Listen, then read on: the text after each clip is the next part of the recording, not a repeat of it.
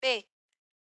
Kievsky elude las dificultades teóricas mediante una evasiva muy simple y superficial, conocida en Alemania como fraseología, Borshikos, es decir, primitiva, frases groseras que se emplean con toda naturalidad durante las juergas estudiantiles.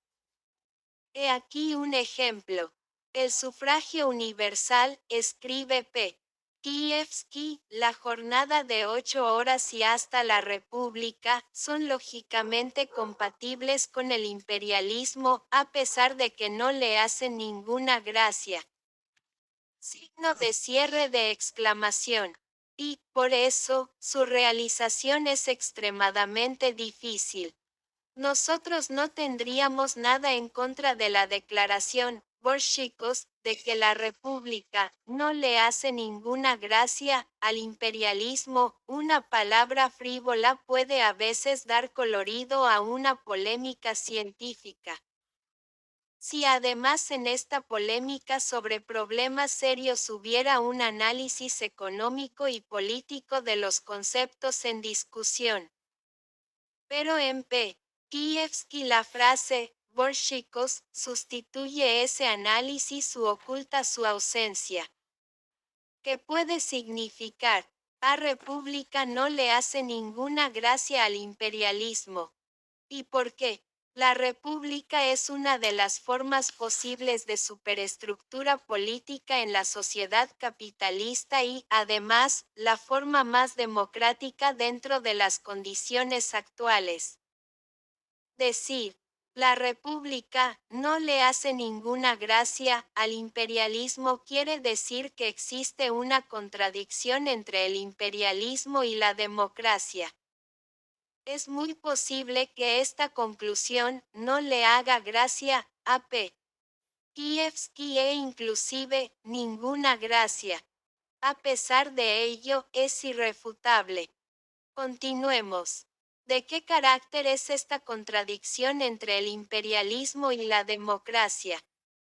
Es una contradicción lógica o ilógica. P. Kievsky usa la palabra ilógica, sin detenerse a pensar, y por lo tanto no nota que ella sirve, en este caso particular, para ocultar a los ojos y la mente del lector y del autor el mismo problema que pone a discusión. Ese problema es el de la relación de la economía con la política. La relación de las condiciones económicas y del contenido económico del imperialismo con una determinada forma política. Decir que toda contradicción que se manifiesta en las discusiones humanas es una contradicción lógica no es más que una tautología. Y mediante esta tautología, P. Kievsky elude la esencia del problema. Es una contradicción lógica entre dos fenómenos o proposiciones económicas 1 o entre dos fenómenos o proposiciones políticas 2 o entre fenómenos o proposiciones económicas y políticas 3.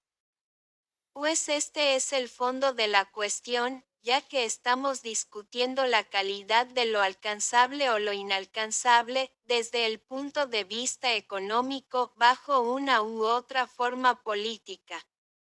Si P. Kievsky no hubiera eludido el fondo de la cuestión, se habría dado cuenta de que la contradicción entre el imperialismo y la república es una contradicción entre la economía del capitalismo de nuestros días, o sea, el capitalismo monopolista y la democracia política en general, pues nunca conseguirá P. Punto. Kievsky demostrar que ninguna medida democrática importante y fundamental, la elección de los funcionarios públicos o de oficiales por el pueblo, la plena libertad de asociación o de reunión, etc., sea menos contraria al imperialismo o si se quiere le hace más gracia que la república. Lo que tenemos, entonces, es la proposición formulada por nosotros en nuestras tesis. El imperialismo contradice, lógicamente, toda democracia política en general. A.P. Kievsky no le hace gracia esta proposición, pues destruye todas sus ilógicas interpretaciones, pero, ¿qué podemos hacer? ¿Podemos acaso aceptar un método que supuestamente refuta ciertas proposiciones, pero que en realidad las hace pasar subrepticiamente, empleando expresiones tales como "a república no le hace gracia al imperialismo"? Prosigamos. ¿Por qué la república no le hace ninguna gracia al imperialismo? ¿Y cómo armoniza el imperialismo su economía con la república? P. Kievsky no pensó en ello. Le recordaremos las siguientes palabras de Engels a propósito de la República Democrática. Puede dominar la riqueza bajo esta forma de gobierno. El problema se refiere a la contradicción entre la economía y la política. Engels contesta: la República Democrática nada sabe oficialmente sobre diferencias de bienes entre los ciudadanos. En ella la riqueza ejerce su poder indirectamente, pero de un modo más seguro. Por una parte, bajo la forma de corrupción directa de los funcionarios públicos, de lo cual Norteamérica da un ejemplo clásico, y, por otra, bajo la forma de una alianza entre el gobierno y la bolsa. He aquí un ejemplo excelente de análisis económico del problema de si es realizable la democracia bajo el capitalismo, parte del cual es la posibilidad de realizar la autodeterminación bajo el imperialismo. La República Democrática está en contradicción lógica con el capitalismo porque, oficialmente, coloca en un pie de igualdad al pobre y al rico. Es una contradicción entre el sistema económico y la superestructura política. La misma contradicción existe entre el imperialismo y la república, ahondada y agravada por el hecho de que el reemplazo de la libre competencia por el monopolio dificulta más todavía la realización de la libertad política. ¿Cómo concilia entonces el capitalismo con la democracia? Por medio del establecimiento indirecto del poder omnímodo del capital. Hay dos medios económicos para ese fin. 1. La corrupción directa. 2. La alianza del gobierno con la bolsa. Esto lo sostienen nuestras tesis. En un régimen burgués el capital financiero puede sobornar y comprar libremente a cualquier gobierno y a cualquier funcionario público. Una vez que la producción mercantil de la burguesía ejerce el poder del dinero, la corrupción, directa o a través de la bolsa, es realizable bajo cualquier forma de gobierno y bajo cualquier clase de democracia. ¿Qué se modifica? Se puede preguntar a este respecto cuando el imperialismo reemplaza al capitalismo, o sea, cuando el capitalismo monopolista reemplaza al capitalismo premonopolista.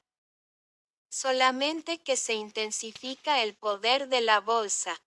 Pues el capital financiero es el capital industrial que ha alcanzado su nivel más alto de monopolio y se ha fusionado con el capital bancario. Los grandes bancos se fusionan con la bolsa y la absorben. La literatura sobre el imperialismo habla de la declinación del papel de la bolsa, pero solamente en el sentido de que todo banco gigantesco es virtualmente de por sí una bolsa. Prosigamos. Si la riqueza en general es completamente capaz de alcanzar el dominio sobre cualquier república democrática por medio de la corrupción y la bolsa, ¿cómo puede entonces P. Kievsky afirmar, sin caer en una curiosísima contradicción lógica, que la inmensa riqueza de los trusts y de los bancos, que manejan miles de millones, no puede alcanzar el dominio del capital financiero sobre una república extranjera, es decir, políticamente independiente. Signo de cierre de interrogación. Y bien, ¿acaso la corrupción de los funcionarios es irrealizable en un Estado extranjero? O la alianza del gobierno con la bolsa solo se aplica a su propio gobierno.